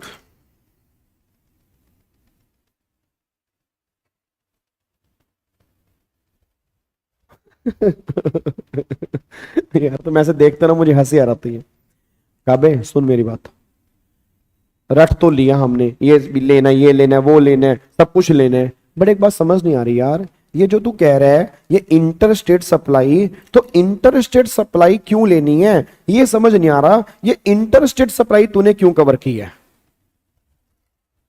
इंटर स्टेट सप्लाई तो हम करते ही नहीं है। इंटर स्टेट सप्लाई हम कहां करते हैं? आपने बोलो, आपने हमें कहा था अगर हम कॉम्पोजिट स्कीम ले लेते हैं तो इंटर स्टेट का तो मतलब ही नहीं है। फिर आप यहां पे कह रहे हो inter state supply, inter state supply, inter state supply भी लेनी है और इंट्रा भी लेनी है। अब उसी पॉइंट पे मैं आने जा रहा हूं। अब सारे बच्चे बता दो, अब सारे पॉइंट, सारे बच्चे बताना, ये टर्नओवर मैं करंट ईयर की निकाल रहा हूं या पिछले साल की निकाल रहा हूं? सारे बच्चे बताओ। ये टर्नओवर सोच के बोलना, ये टर्नओवर मैं पिछले साल की निकाल रहा हूं या करंट ईयर की निकाल रहा हूं? पिछले साल की। पिछले साल की टर्नओवर क्या डिसाइड करवाती है? हमें स्कीम लेनी है या नहीं लेनी है। अब सोच के बोलना, मैंने कहा था अगर तुमने कॉम्पोजिट स्कीम ले ली है उसके बाद तुम इंटर स्टेट सप्लाई नहीं कर सकते, उससे पहले तो कर ही सकते हो ना। अब एक बात मेरे को बताओ नालायकों, अगर मान लो मैंने पिछले साल नॉर्मल स्कीम ली हुई है या पिछले साल मैंने स्कीम ही नहीं ली हुई, तो मैं तो कुछ भी सप्लाई करूं, कोई उस टाइम रोक टोक थोड़ा है भाई। गवर्नमेंट ये बात कहना चाह रही है कि जब तुम कॉम्पोजिट स्कीम ले लोगे तो कॉम्पोजिट स्कीम लेने के बाद तुम इंटर स्टेट सप्लाई नहीं कर सकते। तुम कॉम्पोजिट स्कीम लेने के बाद इंटर स्टेट सप्लाई नहीं कर सकते, कॉम्पोजिट स्कीम लेने से पहले तो कर सकते हो ना। तो ये पहले की बात हो रही है, यही टर्नओवर तो डिसाइड करवाएगी कि मेरे को स्कीम लेनी है नहीं लेनी। अगर ले लूंगा फिर इंटर स्टेट सप्लाई नहीं कर पाऊंगा, लेने से पहले मैं कर सकता हूं जी। अच्छा, अब समझ में आ गया। मतलब क्योंकि ये टर्नओवर तो सर हम पिछले साल की निकाल रहे हैं, पिछले साल की निकाल रहे हैं, तो पिछले साल के टर्नओवर निकालने में हम सारी सप्लाई लेके चलेंगे, चाहे वो इंट्रा हो चाहे वो इंटर हो। जब करंट ईयर की टर्नओवर निकालेंगे तो करंट ईयर की टर्नओवर निकालने में हमें इंट्रा स्टेट सप्लाई लेनी है, वहां हमें इंटर नहीं लेनी। बस ये बात ध्यान दो जी। क्या बात मेरी समझ में आ रही है? पक्का पक्का? हाँ ठीक है। चलो, तो पहली बात क्या क्लियर हो गई, सारी हर तरह की आउटवर्ड सप्लाई लेनी है, हर तरह की आउटवर्ड सप्लाई लेनी है, इंट्रा हो इंटर हो, फॉरवर्ड चार्ज वाली हो रिवर्स चार्ज वाली हो, नील रेटेड हो एग्जम्प्टेड हो, नॉन टैक्सेबल हो, एक्सपोर्ट हो, जीरो रेटेड हो, किसी भी तरह की आउटवर्ड सप्लाई होंगी, हमें सारी की सारी आउटवर्ड सप्लाई लेके चलनी है पिछले साल के टर्नओवर निकालते हुए। बस ये बात ध्यान दो। अब बच्चा कह रहा है क्या नहीं लेना, ये भी बता दो। अब देखो यहां पे जी, क्या नहीं लेना जी, क्या नहीं लेना। अब देखो यहां पे क्या नहीं लेना जी, तो क्या नहीं लेना डज नॉट इंक्लूड, क्या नहीं लेना डज नॉट इंक्लूड। चेक करो क्या नहीं लेना जी।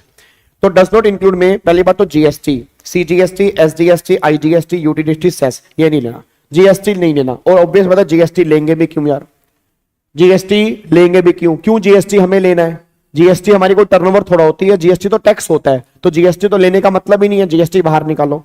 दूसरा, इंटरेस्ट और डिस्काउंट। अब इंटरेस्ट और डिस्काउंट भी नहीं लेने। इट मींस अगर तुम्हें क्वेश्चन में इंटरेस्ट और डिस्काउंट दिया हुआ है, क्योंकि इंटरेस्ट और डिस्काउंट एग्जामिशन में एंट्री नंबर 27 में एग्जम्प्ट होता है, इसको गवर्नमेंट ने बाहर निकाला हुआ है। तो इंटरेस्ट और डिस्काउंट अगर तुम्हें क्वेश्चन में दिया हुआ है तो वो भी तुम्हें नहीं लेना। फिर कोई इनवर्ड सप्लाई जो रिवर्स चार्ज वाली है, ये भी तुम्हें नहीं लेनी चाहिए। अगर कोई इनवर्ड सप्लाई रिवर्स चार्ज वाली है वो भी तुम्हें नहीं लेनी। अब यहां से ना बच्चे का एक डाउट आता है, बच्चा कहता है हेलो ओए ओए दशहरे, हेलो दशहरे, ओए इधर ओए इधर इधर इधर आ। इनवर्ड सप्लाई तो गाबे के बच्चे वैसे ही नहीं लेनी होती, तो यहां पे ये क्यों लिखा हुआ है कि इनवर्ड सप्लाई रिवर्स चार्ज वाली नहीं लेनी? तो क्या मतलब फॉरवर्ड चार्ज वाली लेनी है? नहीं। अगर कोई इनवर्ड सप्लाई फॉरवर्ड चार्ज वाली है तो क्या वो लेनी है? नहीं लेनी। तो अगर वो नहीं लेनी तो हमें पता है इनवर्ड सप्लाई नहीं लेनी, तो यहां पे ये क्यों लिखा है इनवर्ड सप्लाई रिवर्स चार्ज वाली नहीं लेनी? इसका मतलब ये निकल रहा है कि फॉरवर्ड चार्ज वाली लेनी है। अरे मेरे नालायकों, यही तो दिक्कत है। बस बात समझ रहे, यही तो दिक्कत है, और कोई दिक्कत नहीं है। इसी चीज के तो पैसे हैं, ये तो हम भी तुम्हारे जैसे हैं। अब सुनो ध्यान से, ये क्यों लिखा है। अब देखो, इनवर्ड सप्लाई अगर रिवर्स चार्ज में होगी तो जीएसटी कौन पे करेगा? सप्लायर या रिसीवर? रिसीवर। रिसीवर मतलब कंसेशनल स्कीम वाला। अब कंसेशनल स्कीम वाले को यह दिक्कत है कि अगर वो जीएसटी पे कर रहा है, उसे कंफ्यूजन ये है कि अगर मैं जीएसटी पे करने के लायबल हूं तो कहीं ये सप्लाई मेरी टर्नओवर का पार्ट तो नहीं बनेगी, क्योंकि इस पे जीएसटी कौन पे कर रहा है? मैं पे कर रहा हूं। अगर इस पे जीएसटी मैं पे कर रहा हूं, सिंपल सी बात है, अगर इस पे जीएसटी मैं पे कर रहा हूं तो कहीं ये मेरी टर्नओवर का पार्ट तो नहीं बन जाएगी? तो गवर्नमेंट ने कहा नहीं बनेगी भैया। इनवर्ड सप्लाई चाहे फॉरवर्ड चार्ज वाली हो चाहे रिवर्स चार्ज वाली हो, ये तेरी टर्नओवर का पार्ट नहीं बनेगी, क्योंकि तेरी परचेज है और हम काउंट कर रहे हैं सेल। तो रटने वाला बच्चा बस इतनी सी बात ध्यान दे रहे, इनवर्ड सप्लाई तुम्हें लेनी ही नहीं है, चाहे फॉरवर्ड चार्ज वाली हो चाहे रिवर्स चार्ज वाली हो। बात खत्म। क्या बात समझ में आ रही है? सर सर सर सर ओए हेलो सर, एक क्वेश्चन सर। साहब साहब गाबा साहब एक क्वेश्चन, गाबा साहब एक क्वेश्चन। आ जाओ फिर करो भाई। ये क्वेश्चन नीचे दिया हुआ है, बताओ एलिजिबल है या नहीं है। क्वेश्चन पढ़ लो फटाफट से। 1,65,00,000 की टर्नओवर है, 150 लाख से ऊपर की है। अब अगर 150 लाख से ऊपर की है, वैसे तो नोट एलिजिबल लग रहा है, बट उसका ब्रेकअप दिया हुआ है, पढ़ के बताओ एलिजिबल है या नहीं है, जल्दी बताओ।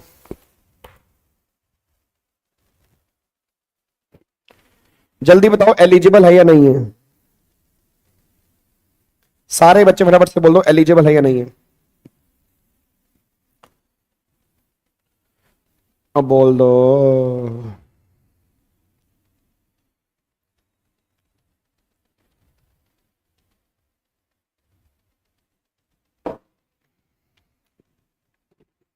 अब ध्यान रखना, अब जो 7 दिन त्रिशूल बैच नहीं होगा तो जीएसटी भूल तो नहीं जाओगे, कहीं बाद में ऐसे तो नहीं बोल दो कि काबा सर वो 28 लेक्चर दोबारा से पढ़ा दो, ये हरकतें तो नहीं करोगे ना।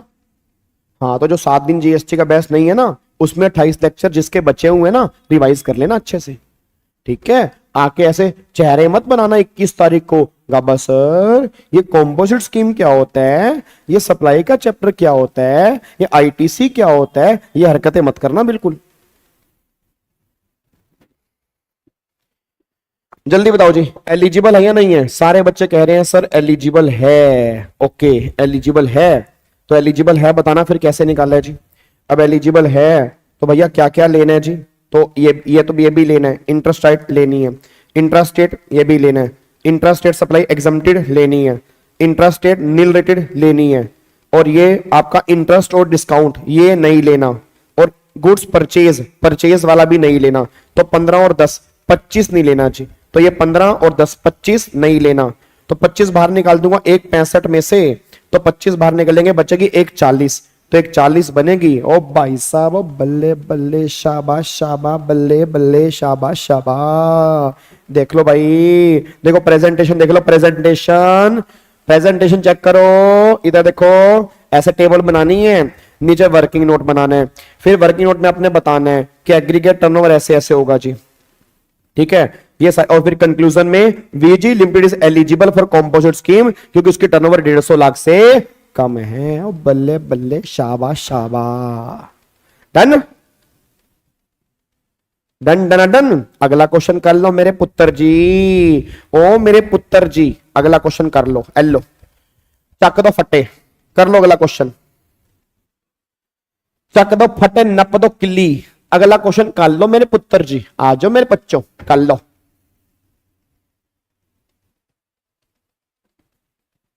और चिंचैन अक्षत जल्दी कर फटाफट से।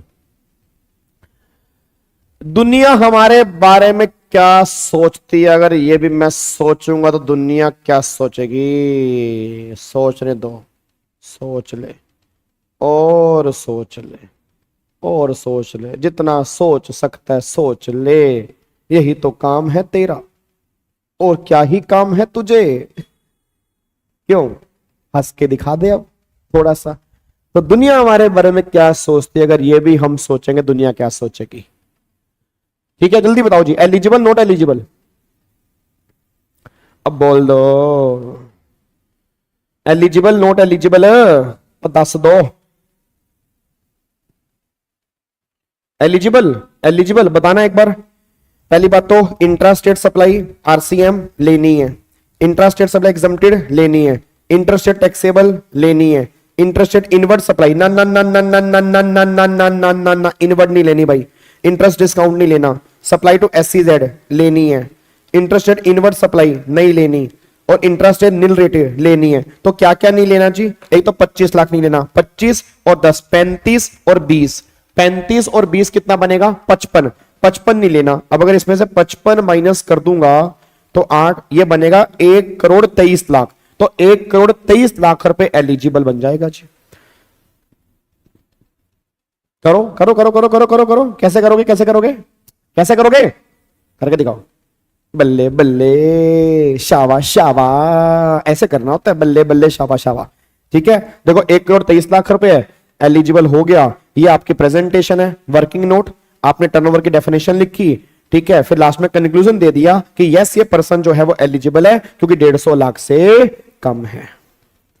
क्या बात मेरी समझ में आ रही है? क्या बात मेरी समझ में आ रही है? इसी बात पे एक और क्वेश्चन कर लो, इसी बात पे क्वेश्चन और कर लो।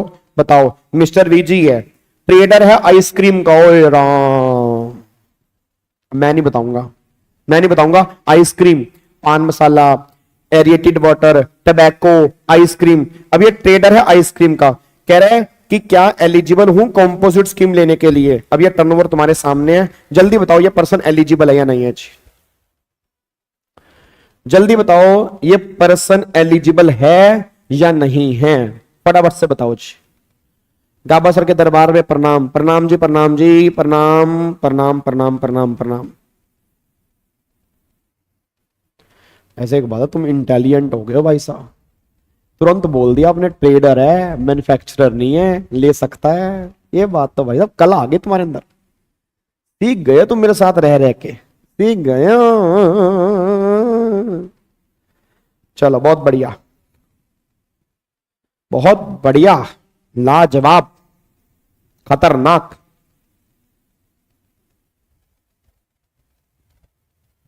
हाँ जी, एलिजिबल है या नहीं है जी? तो ऑलमोस्ट कई बच्चे कह रहे हैं नॉट एलिजिबल, कई बच्चे कह रहे हैं एलिजिबल। चलो देखते हैं जी। Inter state non taxable supply लेनी है, जीएसटी नहीं लेना, गुड्स परचेज परचेज नहीं लेना, सप्लाई टू यूएसए लेनी है, इंटरेस्ट एंड डिस्काउंट नहीं लेना, और इंट्रास्टेट निल रेटेड लेनी है, एग्जम्प्टेड लेनी है, इंट्रास्टेट परचेज नहीं लेनी, intrastate taxable supply cover under RCM लेनी है।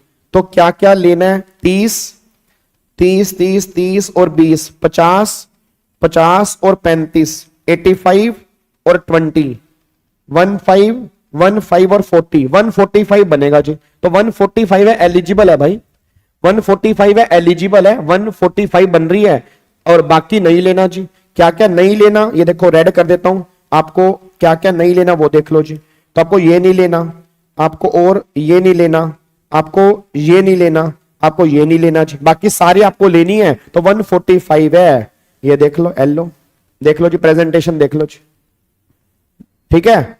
अब ये वर्किंग नोट है, क्या करोगे अब? क्या करोगे? बल्ले बल्ले, शाबाश शाबाश। लो जी, एलिजिबल हो गया जी। तो ये पर्सन जो है जी, और पाजी स्कीम लेने के एलिजिबल है।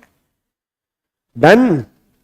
लो जी, अब यहां पे आ जाओ। अब फाइनली इस टॉपिक का लास्ट पॉइंट आ रहा है जी, देन ये टॉपिक हमारा खत्म है। अब सुनो, कल वाली क्लास में हम क्या करेंगे, पहले सुन लो। ये चैप्टर हमारा ऑलमोस्ट खत्म हो गया, इसके क्वेश्चन भी इसके अंदर ही दिए हुए हैं जी, इसके क्वेश्चन भी मैंने साथ में दिए हुए हैं। देखो ये क्वेश्चन दिए हुए हैं, अगर मुझे कुछ अलग से कल एक आधा क्वेश्चन करवाना तो करा दूंगा। कल की क्लास में हम एक छोटा सा चैप्टर खत्म करेंगे, क्योंकि कल हमारी त्रिशूल बैच की लास्ट क्लास है। कल हमारी त्रिशूल बैच की लास्ट क्लास का मतलब ऐसा नहीं त्रिशूल बैच खत्म हो रहा है, ध्यान से सुनना, त्रिशूल बैच खत्म नहीं हो रहा, उसकी जगह पे सुदर्शन बैच चलेगा सुबह और शाम। तो खत्म नहीं हो रहा, टेंशन मत लेना कहीं तुम कहो हाय राम खत्म हो रहा है, नहीं खत्म हो रहा। तो कल हम एक चैप्टर उठाएंगे छोटा सा। तो कल ऐसा करते हैं, कल हम चैप्टर करेंगे टाइम ऑफ सप्लाई। बिल्कुल छोटा सा चैप्टर है, छोटा सा चैप्टर है टाइम ऑफ सप्लाई। तो कल एक दिन में खत्म हो जाएगा वो। तो कल हम टाइम ऑफ सप्लाई का चैप्टर अच्छे ढंग से रिवाइज कर लेंगे जी। डन, लोग कर दे जी। तो कल हम कर लेते हैं टाइम ऑफ सप्लाई का चैप्टर, कल उठाते हैं उसको, कल ही खत्म कर डालेंगे। तो फिर कल के बाद हम अपना वही सुदर्शन बैच कंटिन्यू करेंगे। फिर 21 तारीख को जब मैं मिलूंगा, तो 21 तारीख से जो भी हमारे पेंडिंग टॉपिक होंगे जीएसटी के, उसको हम करेंगे। बस ये पर ध्यान दो, ठीक है। चलो अब एक बार फटाफट से यहां पे आ जाओ जी। अब यहां पे हमें क्या देखना है? अच्छा अब ये बात बताओ, अभी तक तो हमने क्या निकाली थी? सारे बच्चे बोल दो, अभी तक हमने क्या निकाली थी? पिछले साल की टर्नओवर निकाली थी, करंट ईयर की टर्नओवर निकाली थी। जल्दी बताओ, अभी तक हमने क्या निकाली थी? पिछले साल की टर्नओवर निकाली थी, करंट ईयर की टर्नओवर निकाली थी, पिछले साल की। अब हमें क्या निकालनी है? करंट ईयर की टर्नओवर निकालनी है। अच्छा, करंट ईयर का मतलब क्या है कि आपने स्कीम अभी लेनी है या स्कीम ले चुके हो? सारे बच्चे बताओ, करंट ईयर का मतलब क्या है कि आपने अभी स्कीम लेनी है या स्कीम ले चुके हो? जल्दी बोल दो यार, स्कीम ले चुके हो। अब अगर तुम स्कीम ले चुके हो, अगर तुम स्कीम ले चुके हो तो अपने बोल दो, लेने के बाद क्या इंटर स्टेट सप्लाई कर सकते हो? क्या तुम स्कीम लेने के बाद क्या तुम इंटर स्टेट सप्लाई कर सकते हो या नहीं कर सकते? जल्दी बोल दो यार, टाइम हो गया अपना, जल्दी बोलो। क्या स्कीम लेने के बाद तुम इंटर स्टेट सप्लाई कर सकते हो? नहीं कर सकते। कौन सी कर सकते हो? इंट्रा स्टेट कर सकते हो। तो अपने बोल दो, जब भी तुम करंट ईयर की टर्नओवर निकालोगे तो क्या तुम अब इंट्रा स्टेट सप्लाई लोगे या इंटर लोगे? इंट्रा स्टेट सप्लाई लोगे। इंटर स्टेट सप्लाई का मतलब ही नहीं है, क्योंकि अब अगर तुम इंटर स्टेट सप्लाई करोगे भी, तुम स्कीम से बाहर आ जाओगे। तो देखो यहां पे मैंने क्या लिखा है, देखो यहां पे क्या लिखा है, कंसीडर ओनली, ध्यान से पढ़ना, क्या लिखा है? Consider only intra state outward supply. तो मैंने बड़े बड़े शब्दों में पहले ही लिख दिया कि भाई इंट्रा स्टेट सप्लाई लेनी है, इंटर स्टेट का तो मतलब ही नहीं है ना, क्योंकि पिछला साल खत्म हो गया। अब बात हो रही है करंट ईयर। तो करंट ईयर में जो भी हमें सप्लाई लेनी है वो सिर्फ और सिर्फ हमें इंट्रा स्टेट सप्लाई लेनी है, इंटर नहीं लेनी। अब बच्चा कह रहा है सर अगर इंट्रा लेनी है तो कौन कौन सी? टैक्सेबल, चाहे फॉरवर्ड चार्ज वैल्यू चाहे reverse charge value, exempted, nil rated, non taxable, और क्या नहीं लेना वही, एक तो जीएसटी, एक इंटरेस्ट डिस्काउंट, और एक इनवर्स सप्लाई अगर है रिवर्स चार्ज वाली वो नहीं लेनी। बट अब सुनो ध्यान से जी, अब यहां पे आपके मैं 5 मिनट लेना चाहूंगा। अगर आप 5 मिनट मेरी बात सुन लोगे ये टॉपिक हमारा खत्म हो जाएगा। पहली बात, करंट ईयर में इंट्रास्टेट सप्लाई लेनी है। अब बच्चा कह रहा है सर इंट्रास्टेट तो ठीक है, बट इंट्रास्टेट में टैक्सेबल भी होती है, एग्जम्प्टेड भी होती है, नील रेटेड भी होती है, तो सारी लेनी है। तो गवर्नमेंट ने कहा सुनो, अगर आप गुड्स के मैन्युफैक्चरर हो, अगर आप गुड्स के मैन्युफैक्चरर हो तो सारी लेनी है, टोटल टर्नओवर लेनी है, उसका 1% आपको टैक्स देना पड़ेगा, चाहे टैक्सेबल हो, चाहे एग्जम्प्टेड हो, चाहे नील रेटेड हो। मैन्युफैक्चरर वाले केस में सारी की सारी इंट्रास्टेट सप्लाई लेनी है, उसमें कुछ नहीं छोड़ना। फिर अगर आप गुड्स के ट्रेडर हो, अगर आप गुड्स के ट्रेडर हो, अगर आप गुड्स के ट्रेडर हो तो ट्रेडर वाले केस में सिर्फ आपको टैक्सेबल टर्नओवर लेनी है, उस केस में exempted, nil rated, non taxable turnover आपको नहीं लेनी, सिर्फ और सिर्फ टैक्सेबल टर्नओवर का 1% टैक्स देना पड़ेगा ट्रेडर वाले केस में। तो मैन्युफैक्चरर वाले केस में सारी लेनी है, ट्रेडर वाले केस में ओनली टैक्सेबल टर्नओवर का 1% लेना है, बस ये पर ध्यान दो। अगर आप रेस्टोरेंट सर्विस वाले हो तो टोटल टर्नओवर लेनी है, टोटल मतलब अगेन, टोटल मतलब क्या, exempted, non taxable, nil rated, सारी लेनी है। और रेस्टोरेंट वाले केस में रेट है 5%। क्या रेट है? 5% रेट एप्लीकेबल है रेस्टोरेंट वाले केस में। फिर अगर आप मार्जिनल सर्विस दे रहे हो, समझ गए मार्जिनल सर्विस का मतलब, मार्जिनल सर्विस का मतलब होता है उन तीनों के साथ में थोड़ी सी सर्विस दे रहे हो, मतलब वो 10% और 5 लाख विच एवर हायर। तो जो आप मार्जिनल सर्विस दे रहे हो उस केस में सिर्फ हमें टैक्सेबल सर्विस लेनी है, उसका 1% हमें लेना है मार्जिनल सर्विस वाले केस में। अगर आप एक्सक्लूसिव सर्विस दे रहे हो अंडर सेक्शन 10(2)(a) या एक्सक्लूसिव सर्विस दे रहे हो साथ में थोड़े से गुड्स की सप्लाई कर रहे हो तो टोटल टर्नओवर का लेनी है आपको, टोटल टर्नओवर का 6% आपको लेके चलना है, बस ये पर ध्यान दो। रटने वाला बच्चा अब एक बात को कान खोल के सुन ले यार। एक तो ना, एक तो जब ऐसे एक बच्चा कह रहा है करंट ईयर क्यों देख रहे हैं, क्यों भाई करंट ईयर क्यों नहीं देखना, तुम्हें कंसेशनल टैक्स पे नहीं करना क्या? तो कंसेशनल टैक्स किस पे करोगे?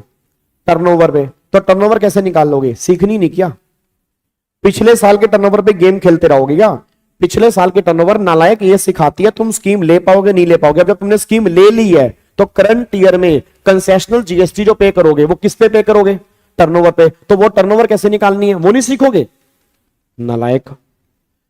तो सिर्फ अब रटने वाला बच्चा एक बात ध्यान दे, 2 केस में सिर्फ हमें टैक्सेबल टर्नओवर लेनी है, बाकी सब केस में टोटल लेनी है। आप ऐसे याद रख लो, ठीक है ना। अब याद रखने वाली बात करो, 2 केस में सिर्फ हमें टैक्सेबल टर्नओवर लेनी है, बाकी सब केस में टोटल लेनी है। बोलो सिमरन, मार्जिनल गुड्स का मतलब क्या है कि अगर मेरा काम मेन सर्विस देने का है, साथ में थोड़े से गुड्स की सप्लाई कर रहे हो, जैसे मान लो सैलून वाले, आजकल सैलून वाले क्या करते हैं, सैलून वालों का मेन काम क्या होता है? सर्विस, साथ में बट वो कई बार शैम्पू बेच रहे होते हैं, कई बार फेस वॉश बेच रहे होते हैं, तो वो थोड़े बहुत गुड्स की सप्लाई कर रहे होते हैं, तो वो सबके सब सेक्शन 10(2)(a) में कवर है। तो 2 केस में, सारे बच्चे बोलो 2 केस में जी, हेलो भाई साहब, 2 केस में, 2 केस में गवर्नमेंट ये बात कहना चाह रही है कि 2 केस में आपको टैक्सेबल लेनी है, तो ट्रेडर और एक मार्जिनल सर्विस वाले केस में, इन दोनों केस में टैक्सेबल टर्नओवर लेनी है, बाकी सब केस में टोटल टर्नओवर हमें लेके चलनी है।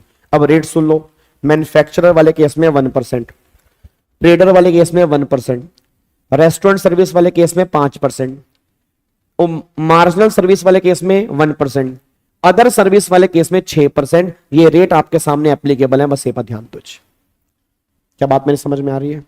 ठीक है, अब इधर देख लो ध्यान से। देखो मैंने लिखा भी है, अब मेरे को पता था ना तुम रटने वाले बच्चे हो, आप में से कई बच्चे को क्रक्स, अब जो तुम चाहते हो, हेलो ओए ओ दशहरे, इधर जो तू चाहता है इधर देख, क्रक्स क्या लिखा है, ट्रेडर और मार्जिनल सर्विस वाले केस में ओनली टैक्सेबल टर्नओवर लेंगे, बाकी सब केस में टोटल टर्नओवर लेंगे। लो बात ध्यान दो,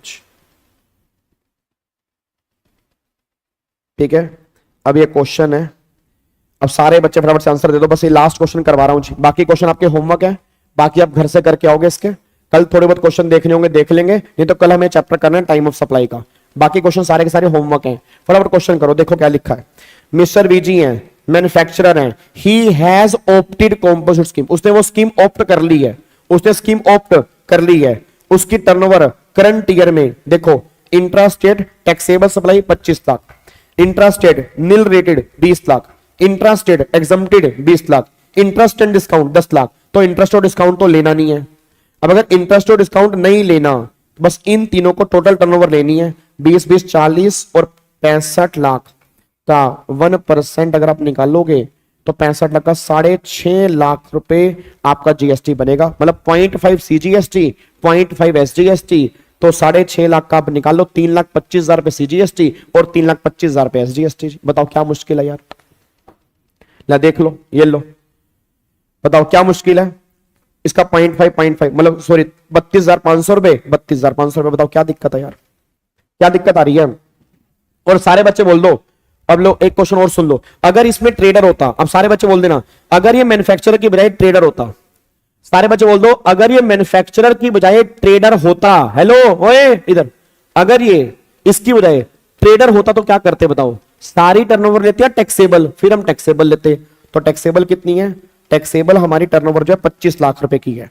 अब अगर टैक्सेबल 25 लाख रुपए की है तो 25 लाख रुपए का 1% निकाल दो, लो 25 लाख का 0.5 इतना, 25 लाख का 0.5 इतना। अगर ये ट्रेडर होता तो आंसर ही आता, क्या दिक्कत है बताओ यार।